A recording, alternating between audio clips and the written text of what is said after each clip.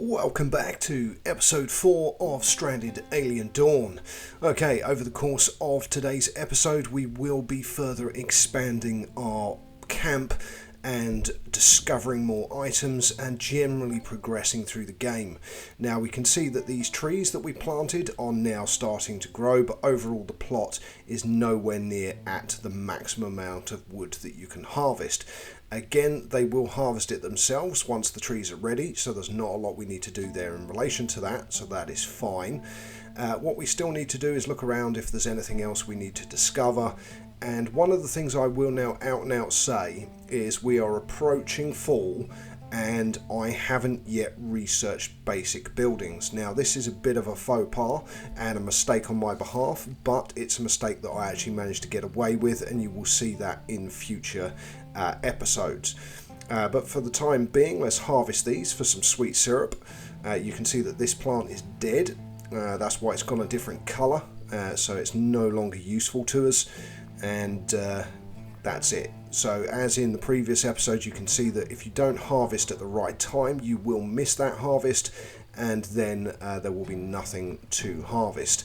Okay, so what we might want to do is observe this here.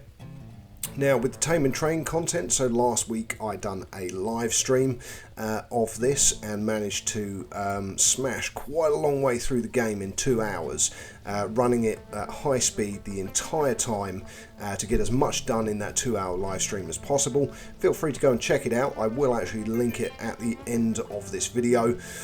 And you can go and watch that and see some very high speed play all the way up to building a house and towards the first winter. Obviously this series will continue at the pace that it's going, and we still have quite a lot to do over the course of today's episode. Now some of those discoveries will be cloth blossom, which is very important for materials that we will be using to make various items like clothing as an example, which is something else again that you really should be starting a little bit earlier in the game than I am in this series. Again, happy to point out the things that we should be doing rather than the things that I was doing. So quite a few lessons learnt as you play. It's one of those things, and as you can see we've now got Krista at risk of a meltdown. Again, our people's happiness and everything else, and we've got a damaged wooden chair as well. So Krista has gone berserk because she's had a meltdown. So this is where her happiness has gone basically to zero, probably because she didn't have enough relaxation. So again, unfortunately, she's not a happy bunny at the moment and is going berserk. Oh, we've got some more falling spaceship debris. Okay, well that's something that we're going to want to go and check out, and maybe we'll mark that flying insect for butchering. Nah, we'll just leave it. So again, that's another thing that we can now go and scavenge. It's quite far away from our camp, not a massive distance, but at the same time we've still got our salvaging effort going on the stuff that is nearby, so we don't need to worry too much. Okay, so Krista has calmed down from her meltdown, and let's have a look. Katina's doing not too bad. She's at 79% happiness at the moment, but you can see the little arrow is indicating where the happiness will go to, so it is in the decline, and it becomes more and more apparent as you play the game that you do need to monitor your survivors' happiness, especially with the likes of Raka, who is a naturally miserable person, but you can always get him to craft and construct. Those two things in combination will give him a 36 boost to happiness, so it's quite easy to get him out of the doldrums if you give him something to do. So get him crafting and then get him constructing something. So we've got some stuff that's about to rot away. Again, there's not anything you can do about that message, and as you can see at the top we have 804 food. So for the tail end of summer, that's not bad. We've got another thunderstorm in on the way, but that's fine. We've got our lightning rods, and our lightning rods are protecting everything from lightning. Now on the live stream that I done, one of our survivors actually got struck by lightning, which was not fun. But it is something that they do actually recover from, luckily. So we'll cancel the salvaging on there for now. While the weather is atrocious, let Edmund go and get some food, and we have now got a new resource, which is tea. So we've made some tea. Now something else, we've obviously got our bread there on the list as well. So buttermelon pie, coffee, smoke leaf tea and bread. And bread, we've actually got enough resources to make some. So let's make some smoke leaf tea. It's already there, so we're making 5 of those anyway.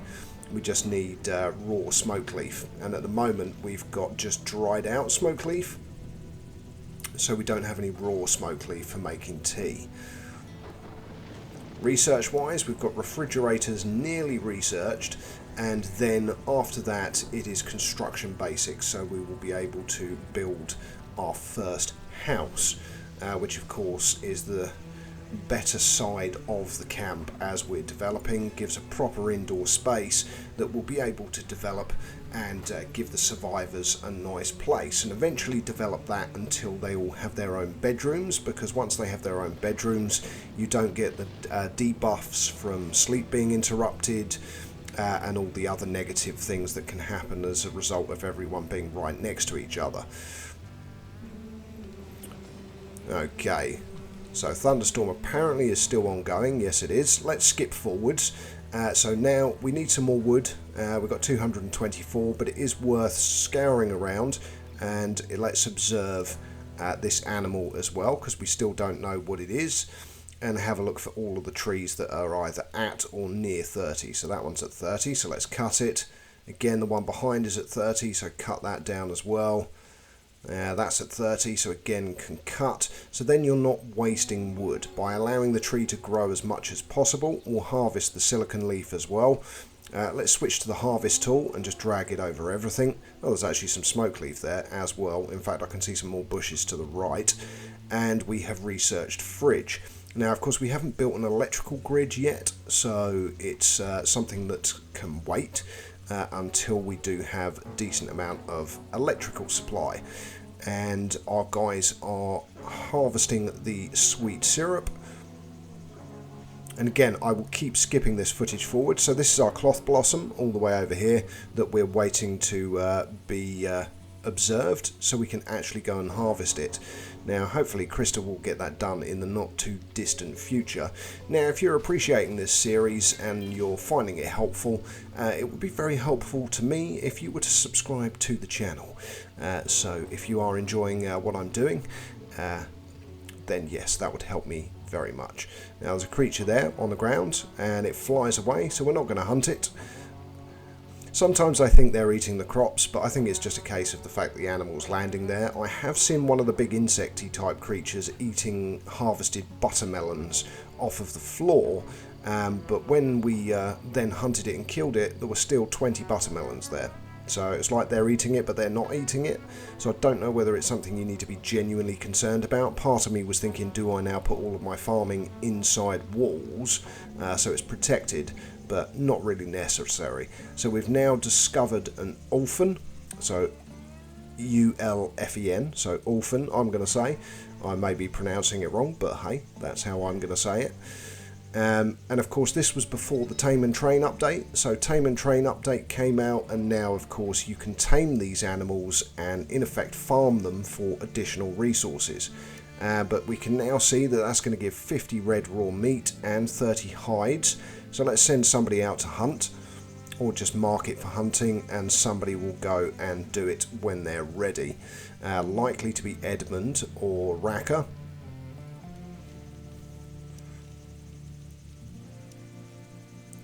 Yes, of course, traps. We forgot to trap our southern entrance. Okay, I think we need a bit more than that. Of course, we can also put a flamethrower in, and we've now discovered a glutch. So that's been discovered as well. Let's make the area that size. There we go, that's quite good. And so big bloated insects, slow, usually peaceful herbivore, which you need to basically kill from range.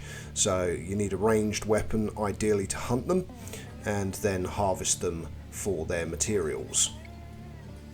Oh, risk of meltdown Raka. Okay, so he's down to 14% happiness. Ideally we need to give him a task that is... Oh, yes, he's got no rest, and his relaxation is down as well. That's owned by Edmund. That's Katina's bed. Where's Raka's bed? There it is. So go and sleep, Raka. I'm sure you just dropped some materials there, but it's fine. Go and have a rest. Okay, right, so let's have a look around, see what else we need to do. So Edmund has gone off and hunted the orphan. It's too dark at the moment, but I'm sure he's going to get it killed. There we go, he's going to go and butcher it. Now, when it gets butchered, you need to pay attention to two things. So the meat will get taken, but the hides will get left behind. So there we go, as you see, he's transporting 50 meat, but there are 30 hides. Now, we don't want those to rot away, and we want to remember them, because someone won't necessarily come back and collect them. So you need to make a mental note that it's there, and then get someone to go and collect them. Now, happiness-wise, Edmund is quite good, but he does need sleep. So his rest is at 36%, but do we then send him back? I think so. So let's get Edmund to go and get that, because he was just going to trot off and do something else anyway. Probably to pick up the stone that he dropped, but that's fine. We had 5 meals rot away. Again, not an issue. We've still got plenty of food, 929, plus all of our harvest that we haven't yet collected. And we can now plant cloth blossom. So cloth blossom is an important crop. Let's find a good area. So 100% growth, here we go. Let's do quite a large patch. A good old autosave. And then get that patch put in. So that will give us plenty of cloth, which we can then use for crafting clothing. Again, it's one of those things that you tend not to think about, then winter comes along, and also, more importantly, if you don't make clothing, you'll end up with survivors who are half naked. They'll have no trousers, no shoes, eventually no tops, and if you haven't made anything, then obviously they can get hypothermia and stuff. So you do want to look after your survivors. It's one of those things that when you're first playing it, you don't really think about. So here we go, we've got sew shirts, sew jackets, sew pants, sew boots, and sew hats. So what do we want? Maybe a sweater. So sew a warm textile sweater. And then you can either use or not use cloth or synthetic textiles. So you can untick that. And you want 4 because we've got 4 survivors, and just come back out and then we will make 4. Or you can do until, and then if someone picks one up, then another one will be made. Now for a fur coat, which keeps you warm in the winter, you do need a lot more material. And then again, no synthetic textiles, so veggie leather is fine, and until, and then change it till 4, or you can just do it 4 times. So again, boots, let's do some warm leather shoes padded with textile. So again, it's leather and fabric that is needed for it, and add it to the list of items that we want to construct. Now in the end, I added an additional tailoring bench to get the clothes made, because it is quite a time intensive. So here we go, old equipment. So we can see that already the integrity of the clothing is starting to decline, and we're not even at winter yet. So we're in fall and we're approaching winter. So if you think about it, we started the game in spring, we've gone through summer, we're now in fall, and winter's not that far away. Again, so we're going to need pants. So again, do we do thermal or just normal trousers? For now we'll do thermal, and it until, and then put it to 4.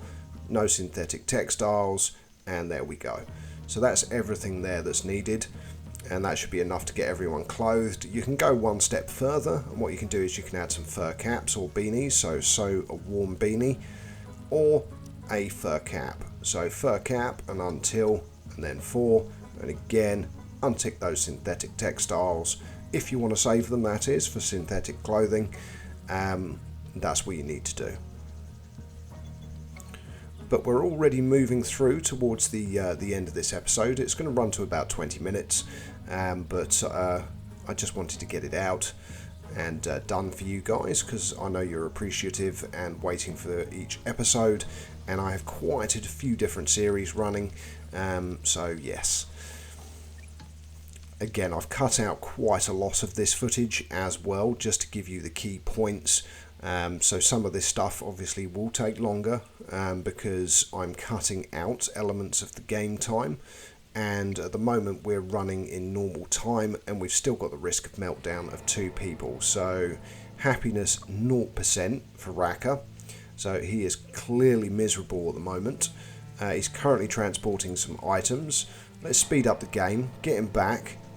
So there goes Edmund, he's off to eat. Raka is transporting. I think he's probably just going to instantly have a meltdown. Okay, no, he's got himself a meal. That might give him some happiness. He's still eating, but yeah, fullness is going up. That's not necessarily going to give him a happiness boost though. Let's keep an eye on him. Okay, so Krista has gone off harvesting, but we have to keep an eye on Raka because he's a miserable fella, and keeping him off of meltdowns is quite hard. So quick meal +6, food variety +9, so we've got a couple of boosts there, and he's going off to mine. Now ideally you would actually get him to do something else, but his risk of a meltdown has gone for now. You can see the little notification on the right hand side is gone. So again, looking at priorities, we want someone to tailor. Raka is primarily the main one, so let's get rid of the priority for mining and let's put that down to 2. And again, it's always worth playing around with the priorities just to ensure people are doing what you want them to do, or you manually tell them what to do. So that was the discovery of cloth blossom that we were talking about earlier, as we've already planted the crop there. So just waiting for someone to actually go and plant the seeds, which will probably be Krista or Katina. That is ready for harvesting as well. So again, lots of additional resources which will be coming into camp. There's some more silicon leaf there, and in fact there's some cloth blossom much closer as well. So some of those are ready for harvest, some aren't.